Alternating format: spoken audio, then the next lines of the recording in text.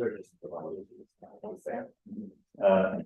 But it is also clear that agriculture based on just chemical pesticide and herbicide use does not work. It will not work, and not even the new generation of genetically modified transgenic crops will have the situation. So where we are stacking more genes, right, of resistance to different herbicides, because we know already there are a lot of weeds already resistant to those herbicides in the field.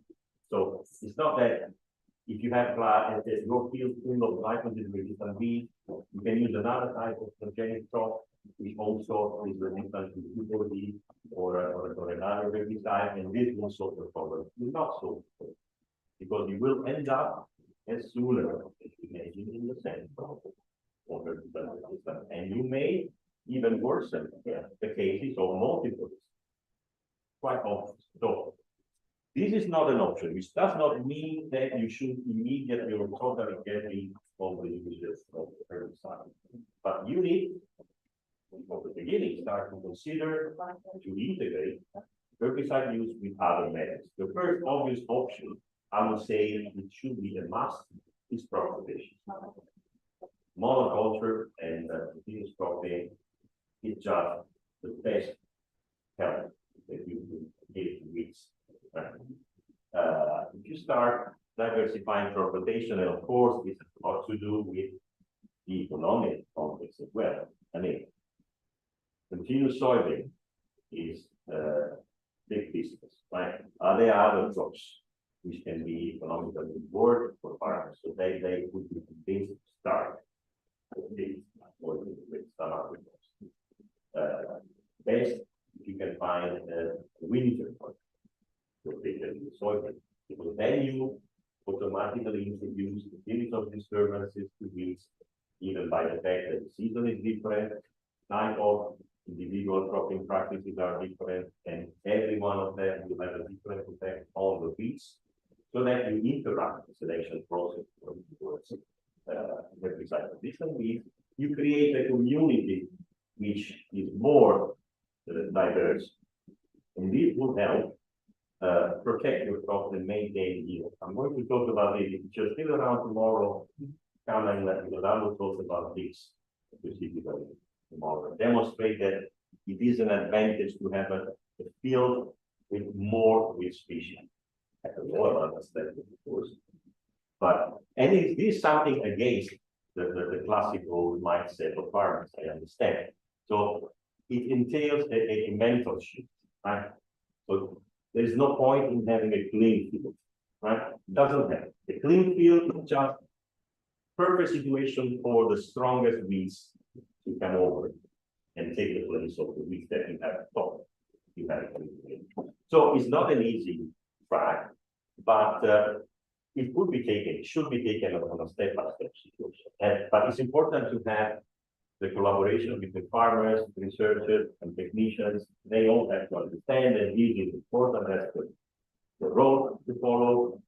And it might take more time in some situations than in other situations, but I think there is a clear advantage in following up this for everyone.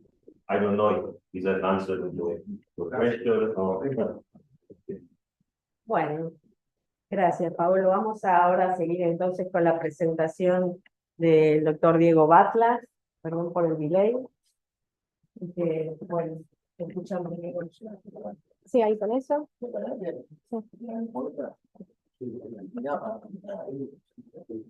Ese palito. Sí, mira que tiene la otra punta, ¿ves? Bueno, trata de no tocar la pantalla, pero... Okay, so good morning to all of you, and thanks Elba for inviting me to give this talk today. As Elba told before, I arrived from China last night in the afternoon, so I'm through the jet lag now. So if I get asleep, please wake me up.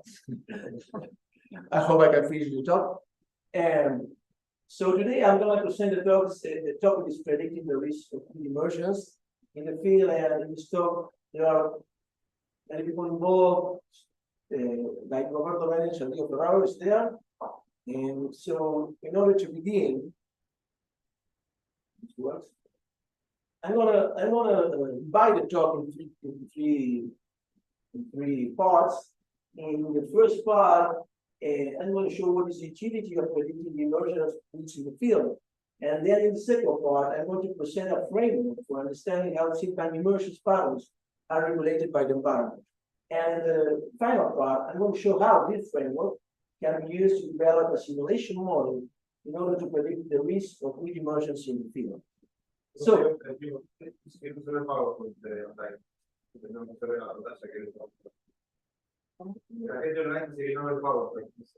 we are not seeing the panel. Pero ya. It's important. Okay. Sorry. I can move this?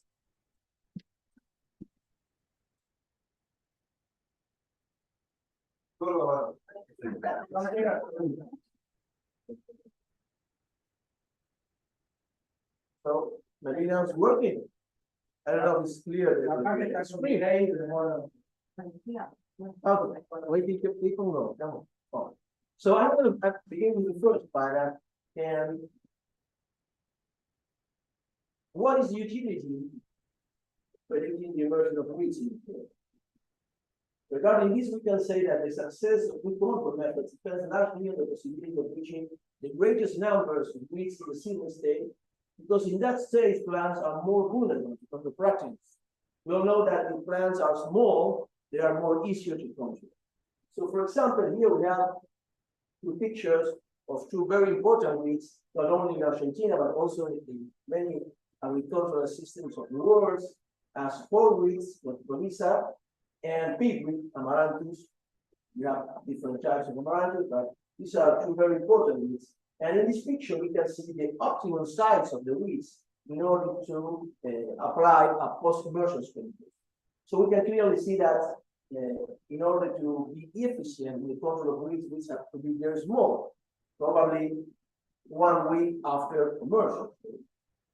So not so long from immersions. Okay? And probably one of the most important things that makes that the efficiency of the controls is low is because many farmers try to control the weeds when they are large or larger than the recommended size. Okay? And here, for example, we have a survey of the APRESID Farmer Consortium. It's a very important farmer consortium in Argentina, and in which they ask the farmers which were the main limitations that affected weed management. And you can see here that most of the farmers said that the most important limitation is late application with weeds larger than recommended. So we can clearly see that it's very important in order to be efficient to control weeds when they are small.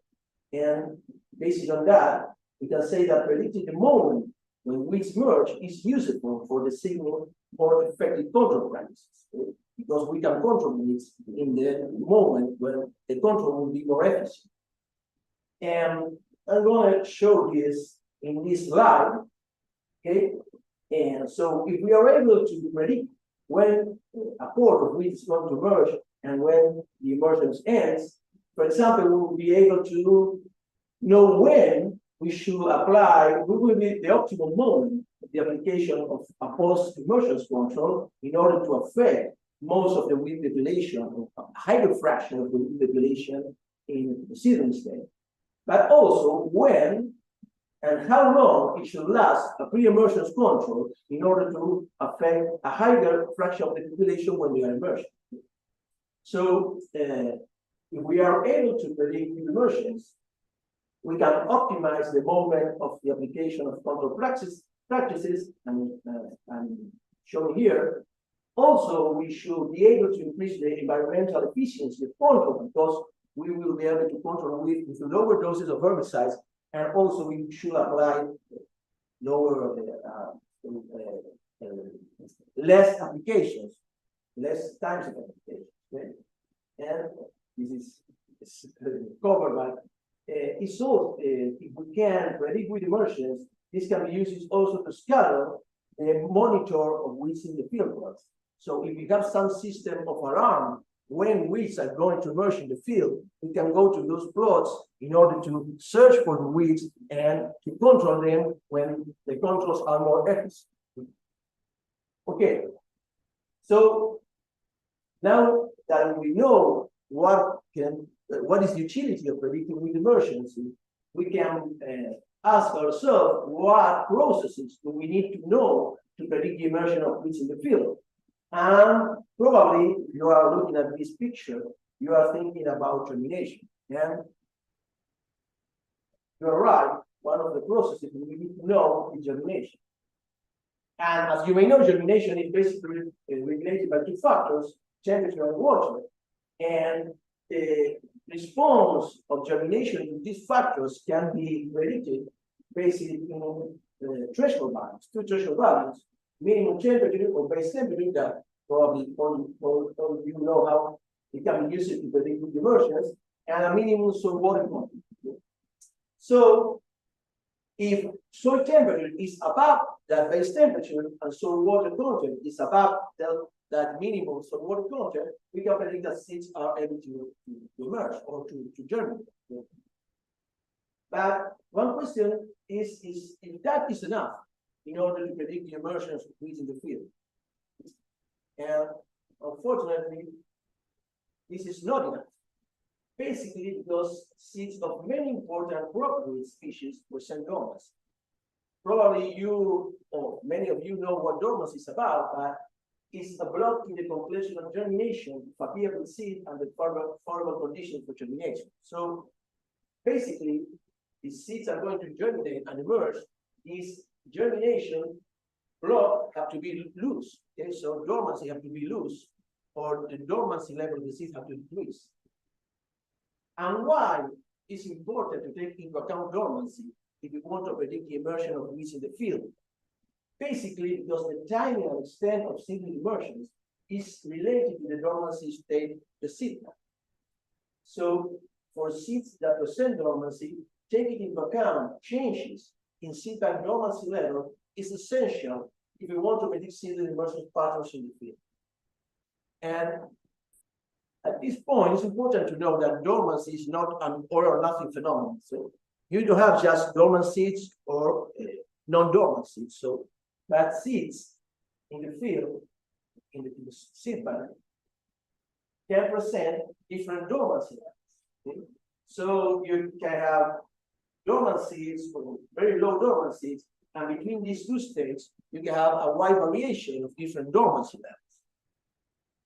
And what means that seeds have different dormancy levels, how these different dormancy levels are expressed. And regarding this, we can say that the level of dormancy establishes the range of temperatures in which seeds are able to germinate. So if you have a seed with high dormancy level, they can germinate in a very narrow range of temperatures. And if you have seed with a low dormancy level, they can germinate in a very wide range of temperatures. So at seed dormancy level decrease, there is a widening of the thermal range under which seeds can germinate. And as the dormancy level of seeds increase, there is a narrowing of that thermal range. And in many important or relevant agricultural weed species that usually emerge in spring, the summer annual species that usually emerge in spring, they develop and grow during summer, and they disperse the seeds in late summer or early autumn. These changes in the thermal range in which seeds are able to germinate is basically a consequence of changes in the minimum temperature for germination or the lower temperature for germination. So as seeds lose dormancy, they are able to germinate at lower temperatures, and when dormancy level increase, they lose this possibility of germination at lower temperatures. Second important thing about these changes in dormancy level is that usually with seed bank show seasonal changes in the dormancy. So seeds that are in the soil are changing the dormancy level in a seasonal way.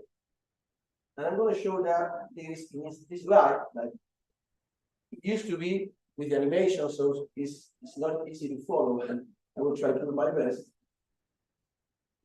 So in this slide, we have a schematic representation of seasonal changes in seedbed dormancy level for summer amplitudes.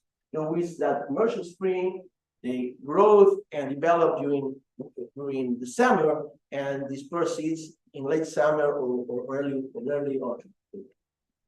Here you have dormancy level, and this is our different seasons in the year. And as I said before, when seeds are dispersed, not only present high. This dormancy level, we can take it. Sorry, I want to try.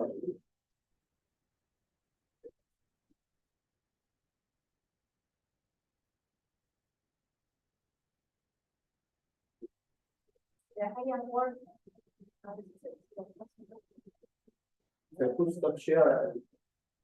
No se puede. Okay, no problem. It's just because it's important. It is important to understand on the slide. So again, in autumn, seeds have a high dormancy level, and this dormancy level usually increases in winter. They have a low dormancy level in spring, a part of the seed can emerge, and then you have an increase in the dormancy level in summer. And in the other year, you have the same pattern because there are seasonal cyclic changes, annual cyclic changes in the dormancy level. In these weeks, summer and weeks, these changes are regulated by soil temperature. So cold temperatures in winter provoke dormancy release here, and summer temperatures, high summer temperatures, provoke dormancy induction during the summer. So this cyclic pattern is regulated by this fluctuation of soil temperature.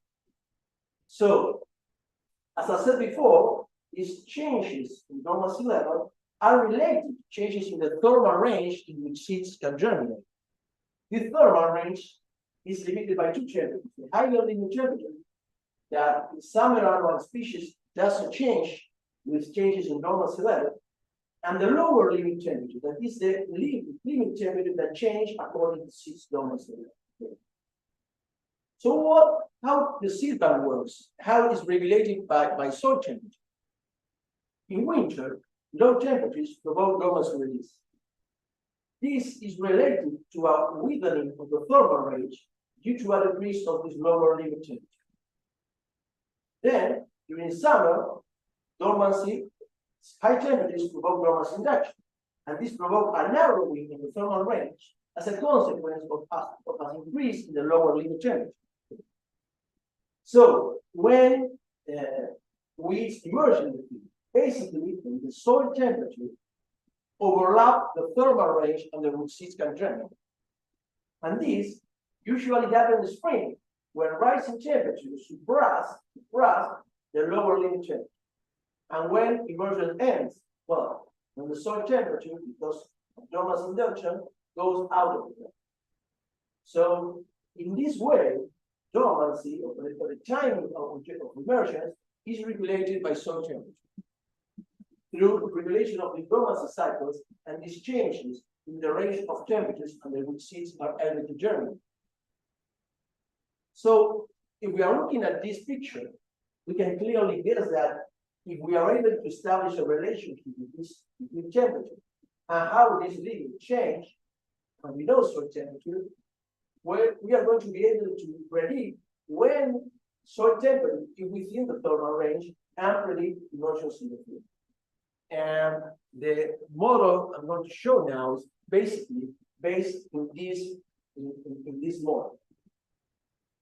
But this is not so easy because although temperature can be inside the thermal range, many seeds require other factors in order to germinate or to terminate dormancy.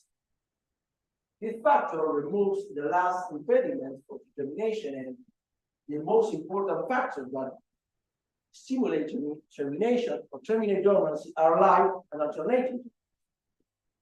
And these are very important because they have a very important ecological role. And for example, light and alternating temperatures can allow seeds to detect if they are below a crop canopy. Okay, because the crop canopy reduce the red ratio and also provoke a diminish in the alternating temperature. So seeds don't terminate dormancy below the canopy, but also allow seeds to detect if they are very deep in the soil. Okay, because if they are very deep in the soil, there is no light, and they also can experience a very narrow thermal. So the response to these factors are very important for from an ecological point of view, for how seeds can perceive environmental signals that are appropriate for emotions. So when seeds terminate dormancy and germinate, basically when soil cultivation or canopy thinning, for example, provoke an increase in the red ratio that is regulated by the phytochrome system, and also it provoke an increase in the alternating temperatures and wide daily thermal energy. So this is very important ecological. These two factors have a very important ecological implication. So this is basically that in what I explained before, we developed also adapted from a paper Roberto Benes is not here published in 23 years ago.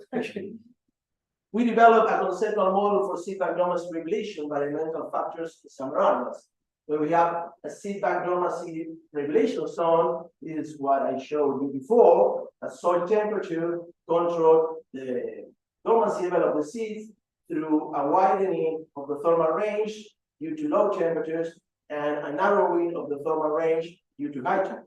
And that seeds are going to germinate when temperature is inside the thermal range in which seeds can germinate.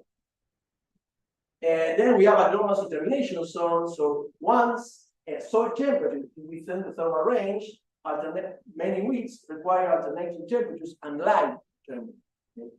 And finally, we have a germination zone in which temperature and water also regulates seed germination once dormancy is terminated. In our model, we did not take into account the effect of temperature on seed germination, basically because once temperature is inside the thermal range, the only important thing that is regulated by temperature is the velocity seeds are going to germinate. Okay, so if you have higher temperature, the speed is going to be, they're going to germinate faster than if you have lower temperatures. But because we didn't want to predict the timing of germination, just if seeds are going to germinate or not how faster they are going to germinate, we did not take the effect of change in this part. We only take into account if the soil temperature with the thermal range. And we also take into account the tillage system. Why? Because the tillage system has an important impact on the position of seeds in the soil, and these affect which temperature seeds are going to experience and the soil water content seeds are going to experience. Also, the tillage system affects the stubble volume, which be the quantity of residues that are going to be above the soil, and this also affects soil temperature and soil water content. And tillage system also affects the degree where seeds are exposed to light, because if you remove the soil, for example, like Morbopro, a higher fraction of seeds are going to be exposed to light, and if you perform directly, a fewer fraction of the seed bank is going to be exposed to light. So basically, we used this conceptual model in order to predict seedling dimensions. And what we did, together with Diego is there, is to develop algorithms in order to make this model work. So I'm going to show now the application of this model to a weed that we have been studying for the last 20 years, probably. That is Polygonum naviculare, a prostate knotweed that is a cosmopolitan annual weed of winter crops and for persistent seed banks, showing clear seasonal changes in the growth level. seeds go up from dormancy with cold temperatures in winter and warm temperatures in summer to prolong dormancy reduction. And seed emergence usually take place in the winter early spring. We use basically this weed because we published a lot of paper about this weed in the last 20 years. So we know very well how this weed respond to environmental factors. Okay? So I'm going to show how we parameterize the model in order to predict the emergence of this weed.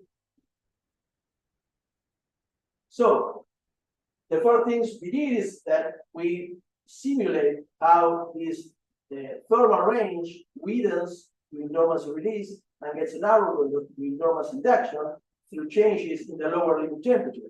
How this limit temperature goes down and how this limit temperature goes up. This is during winter and this is during summer. And for that, we developed this simple equation we have here, based on a paper we published in 2009. Here we have changes in the lower limit temperature, this degree per day, against soil temperature. So for example, if you're in winter and you have low temperatures below 10 degrees, with this equation, you can calculate how many degrees per day or how fast these lower limit temperatures go down. And then during summer, with this equation, this part here, you can predict how this lower limit temperature goes up. And with this equation, you can simulate how the thermal range change according to soil temperature, and you can predict when soil temperature is going to be within the range and field emergence is going to occur. We also use, we affect this by the seed moisture content, because in a paper we published, I think it's 2020, but I don't remember exactly the year. In a paper we published, we saw that in order dormancy changes to take place, the seed moisture content have to be about 16%. So, and in order this to be at the fastest, the dormancy level have to change at the fastest rate, seed moisture content have to be 35%. So we use this type of relative effect equation in which if the seed moisture content is 35%, this is going to be at the faster rate. And as the seed moisture content goes down, there going to be a decrease in the rate of dormancy changes. And if seed moisture content is below 16%, there will be no dormancy change. So this is like a relative effect equation that affect these changes in the lower limit. So this is the zone I showed you before of the seedbank dormancy regulation. But then we also developed some equations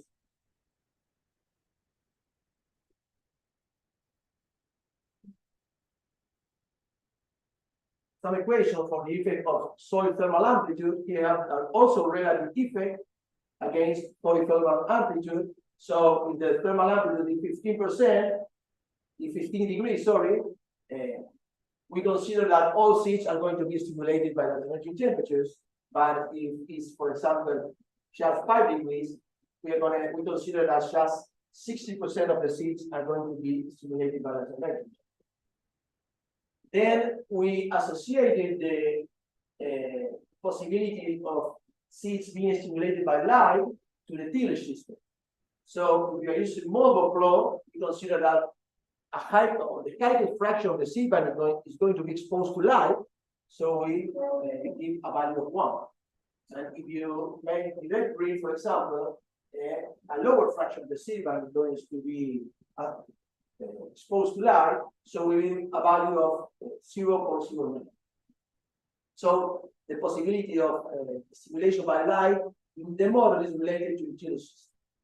And then finally here is the effect of soil water potential. And also we have a relative effect equation that if the soil is wet, you multiply by 1, and as the soil dries down, there is you multiply by a lower factor. Until you are below minus 2.5 soil water potential, and you multiply by 0, there is no immersion, no. So with this algorithms, we predict not city immersion, but the risk of immersion. And I'm going to show now how we predict this, that is between 0 and 1. But before that, which are the model inputs and the model drivers? So the model, the inputs of the model are the soil type, some weather data, soil temperature between 0 and 10 centimeters, air temperature and the rest. And also some crop management data, the predecessor crop and yield, basically to take into account the effect of stubble on temperature and water in the ground and soil, the tiller system, in order to know which is the degree of seed exposure to light. And with these inputs, the model drivers, basically model drivers, is soil temperature here, basically.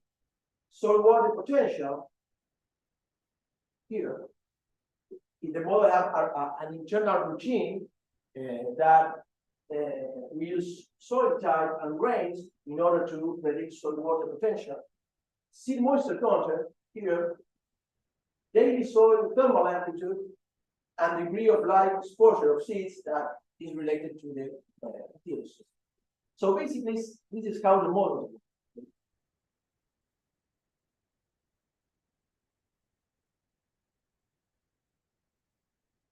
Okay. So how we calculate with the model the risk of immersion, and this is very easy. I want to show it now.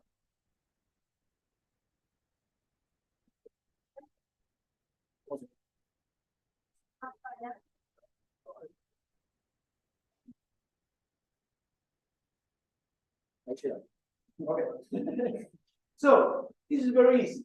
So is the first question is the soil temperature within the permissive thermal range for germination? So if it's inside, field immersion is going to take place, so we use a value of 1.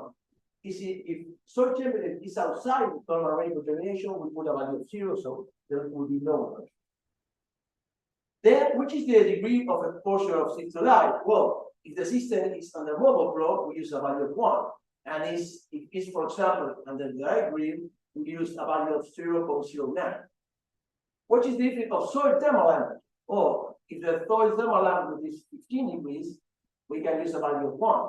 And it is below this value, we use a value of 0.6.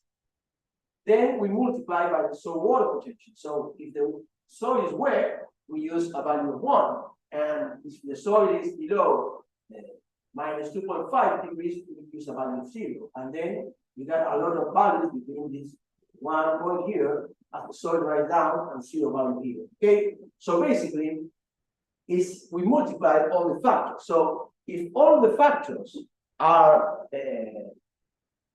are in the right, I don't know if I can say it, are in maximum, yes. For with immersions, we multiply 1 by 1 by 1 by 1, we got the maximum risk of immersion. In some factors between 0 and 1, you got a lower value of the risk of immersion. And if, for example, soil water content is 0, but we got 0 immersion, thus there will be no water for germination or for immersion. Okay? So that is how we predict the risk.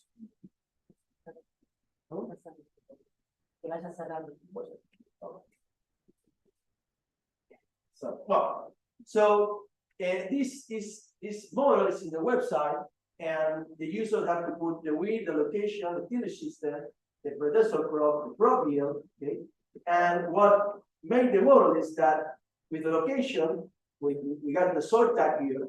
The models go and make an automatic capture of climate data, the average soil temperature, the rainfall, and to get the soil water content and the daily thermal amplitude. But what is important is that we use a 7-day weather forecast. So the model can forecast the wind immersion from the next week. Okay? So with this, we develop a forecast wind immersions model. So you get the daily immersion rate forecast in the next 7 days. And it's basically like a climate forecast. Okay? Instead of having a sunny day or partially rain or rainy, you got no emergency at all, or lower risk of immersion or high risk. So I'm going to show first the website that you have different widths. We have developed the model for the Pediculus galli, Amaranthus hybridus, Polydorna auriculare, and now we are working on Lolium. And we put the width, the location, the field system, the previous crop, the crop yield, and with that, you got this type of clock, and it tells you for the next week if the risk of immersion is going to be a 1 or in any place in the clock. Here is very, very low risk of immersions. And you also got the evolution of the risk of immersions since the beginning of the year. And we validate the model in the field. And here we have some data. This is the risk of immersion that is in the prediction by the model is here in green, and you have seedlings in red. And this is a wheat crop in Barro, Buenos Aires, in the south of Argentina. And you can clearly see that there is a good prediction of the seedling immersion span. Here is other data in wheat under model growing in Lleida, Spain. What we have here is how the lower limit temperature goes down and up, and when temperatures overlap the range. And with that, we predict the immersions in the field. Here is the same, but for a dry year in Spain, and we can see how the model can predict what happens when the soil is drier. Okay? This is the same situation, the dry year, but not under formal flow and the direct breed. And because seeds are not exposed to light, the model also takes into account the change in the tillage system. And this is from Amaranthus in Marcos Juárez in Córdoba, fallow and the direct breed. And we can see here these are 2 drought periods. And we can clearly see this in green is the model, and in red is the prediction, the seedling emergence. And we can see that the model also have made a good prediction of the seedling emergence pattern. And finally, these are 2 more predictions for Amaranthus hybridus in Marcos Juárez and Pergamino, the places in the Buenos Aires province, and the model is in green, and the model is in blue, and the immersion is in green, and we can see that the model also gave a good prediction of the seedling immersion pattern. So, how we can use the model, and this is just to show you how we can use the output of the model in order to develop set or to plan set control strategies. And here is the risk of immersions for Lolium. This is ryegrass, Lolium. Here you have the model prediction and the seedling immersions, and this is a wheat crop. And based on the model prediction, you can plan some control during the fallow, and you can use different herbicides or not chemical controls, some controls in the pre-sowing controls, and also post-immersions. So basically, if you know when the seeds are going to emerge, you can plan the application of the controls in that exact moment in order to be more efficient with the controls. Okay, so in order to finish some conclusions, so based on a conceptual framework of how environmental and management factors regulate the function of wheat seed banks, we developed a model that allows predicting the risk of wheat immersions in the next 7 years. This model is a tool available online related to climate change. The model was validated against field wheat immersion data showing an acceptable prediction of the risk of wheat immersions. And some important thing is that the model has a generic and mechanistic character that allows to reuse the model for more than one species. You can reparameterize the model for many species, because when you have the equations, you can see how the species respond to the environmental factor and change the value of the equations. It helps in understanding of the processes involved in the regulation of the immersions. And also the models allows the possibility of a continuous improvement. So that's what I have to say. I'm going to mention that also Christian Malaber is not here. He's also involved in the development of some part of it. So thank you.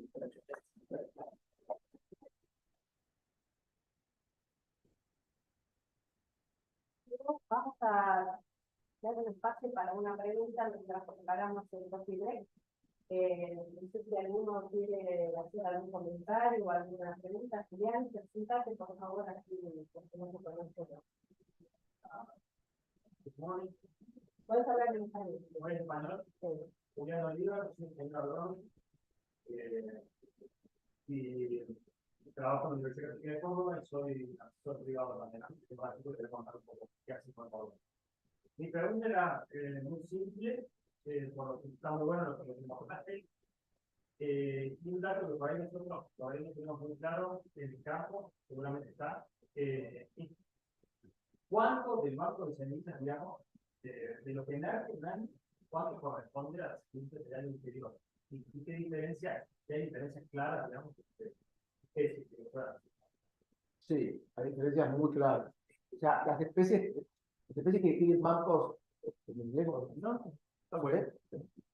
Que tienen bancos transientes, como por ejemplo el Olium, que no dura mucho en el suelo, probablemente la mayor parte de la emergencia que vos tengas es del año anterior. En especies que tienen bancos muy persistentes, como Poligono, puede ser Amaranthus, una fracción importante son de las que ya están en el suelo. O sea, la pregunta es si se comportan diferente. Voy a eso. Generalmente tienen algún comportamiento diferente, pero terminan sincronizando un poco todo su comportamiento en relación a la emergencia. Digo, si uno tuviese que pensar, las semillas que vienen de este año son muy diferentes a las que estaban en el suelo, en las especies que tienen bancos persistentes yo pensaría que no. En las especies que tienen bancos transientes, bueno, lo que les pase a esas semillas durante su desarrollo va a impactar el patrón de emergencia que tengan.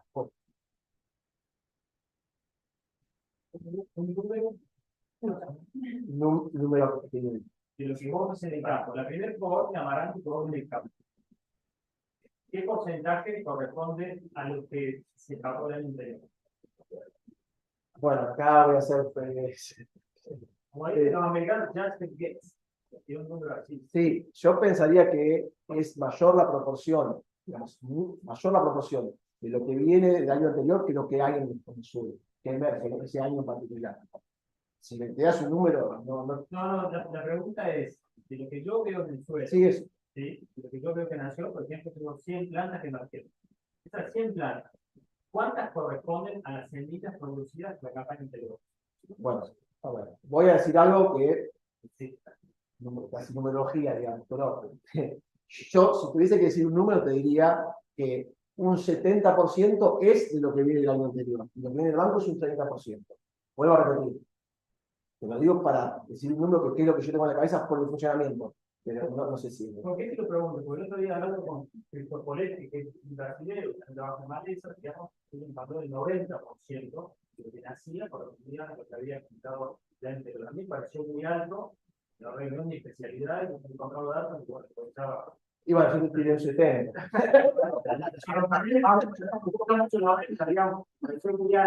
Exacto. Sí. Bueno, a ver. Y depende del año, porque qué le pasó a esas semillas que tienen en el suelo, cómo fue el año, esas semillas del año anterior, cuántas semillas produjeron, qué dormición tienen cuando empezaron a. Yo digo, no es algo que uno pueda generalizar. Yo pensaría en esto, pero es variable. Hay mucha relación entonces eso es difícil de evaluar. Realmente cuántas fueron saturadas, dependiendo del tipo de semilla, dependiendo de los predadores que son necesarios. Aparte es difícil de saber, o sea, es difícil de medir. No, sí, es posible. No va a pintar cada semilla. No aprovechemos esto que sí es claro, te lo voy a preguntar, digamos. Que también la pregunta es si eso determina las camadas, si la verdad de las semillas determina las camadas, si las oportunidades. Y yo no creo que tenga tanto que ver con las camadas, sí, pero sí, si el 70 es del año anterior, sí lo que pasó en el año anterior, si fue seco, si fue húmedo, eso sí te va a tener un impacto gigante. ¿Qué pasa? Un truco más práctico podría ser hacer ese motivo. Claro, podría ser. Porque no prestó. Por ejemplo, Lucas, trabajando en el Olium, en la persistencia de bancos de semillas, los factores que determinan la dilución de la fertilidad, y en algunas condiciones, el banco de semillas se muere, pero llega la luz, pero también tener altas temperaturas y humedad para que se muera. Entonces, si el año es seco, ese banco se va a aguantar mucho. Si el año es húmedo, cálido, ese banco va a durar la mitad. Y bueno, ya esa condición te va a cambiar ese flujo de donde ven. ¿No? El banco va a decir, Igual incluso el banco de Amaranto también, también está la creencia de que dura muchos años, en realidad no dura tanto. tampoco dura mucho más, años y medio, no, no sé si están locos eso del 90, 70. Porque también los trabajos, la obligación de la semilla se cuando estaban hechas por una organización profesional donde las semillas se entierran. Cuando las semillas quedan en superficie, Interesante también. por lo que es más tiempo, claro, la liberación, que acelera los procedimientos para terminar la organización de esta comunidad. Sí, y hay algo también que cuando uno mira los trabajos, dice, bueno, las semillas viven, no sé, 40 años así, una vive. O sea, cuando vos lo mirás a nivel agronómico, el impacto que tiene, eso es. Claro, muy La bajo. habilidad que llega con Claro, llegan, pero llegan muy poco, la fracción que es muy poca. Bueno, una pregunta más sobre lo que hacemos con el primer. No, porque ahí está buenísimo el modelo. Lo que quería consultar si vieron a campo. Nosotros a veces vemos que en un año donde, porque tiene que coincidir que se active la terminación, pero que a la vez se cruce con la disponibilidad de humedad y todo eso. Cuando eso no sucede, es decir, si yo tuve la temperatura ideal 2 semanas antes de que llueva, y ya no hubo la germinación, y ese espacio lo aprovechó otra especie, ¿cómo está influyendo eso en el modelo? No, nosotros lo que tenemos una regulación por el agua, y Diego te puede decir que trabajamos para el modelo. El modelo, cuando no hay agua, digamos, es como el driver más fuerte que tenés en el modelo. Entonces, en el modelo las semillas de momento están despiertas. El modelo lo que hace es va calculando todo el tiempo el estado de dormición del banco. Entonces, el momento están despiertas. Ahora, si no hay agua en esa ventana, no vas a tener la Claro, pero la pregunta es si sumamos un factor competencia en el modelo. Bueno, Se va al carajo, como si fuera- no, lo podría hacer. Sí, bueno. Sí, en realidad la idea de usar el modelo es un poco usarlo de barbecho o en la ventana que vos tenés que mantener el cultivo, y de manera que el cultivo ya la unidad competitiva digamos, es suficiente, ya no tiene sentido. Básicamente en esa ventana entre la siembra y se llama el establecimiento del cultivo que tiene en el sur. No, también en todas las fases de vida que mostró Paolo en su vida positiva, todos entendemos que el establecimiento es aquella que está menos sometida a las interacciones competitivas para regular la actividad. Entonces, los modelos de construcción tienen que ver con cómo nosotros podemos medir condiciones para que ese proceso ocurra. Si no hay un módulo competitivo, porque todo lo que sucede, nosotros estudiando el ciclo de vida de madera, tenemos la competencia y vamos a ver lo que es el crecimiento, la actividad, otras tasas de conversión, pero el crecimiento, ahí hay un poquito de cuando tenemos. Bueno, modificadores de las condiciones de gracias, Diego, muchas gracias. Ahora, Complementa con lo que habló Paola en términos de la predicción y de prevenir las condiciones del manejamiento. Yo los invito a hacer un coffee break y seguir discutiendo entre ustedes todo lo que quieran mientras, digamos, acomodamos las presentaciones que siguen. ¿Sí? Ahí tienen café, aquí están los oradores, así que están en libertad de hacerle todos los comentarios y preguntas que quieran.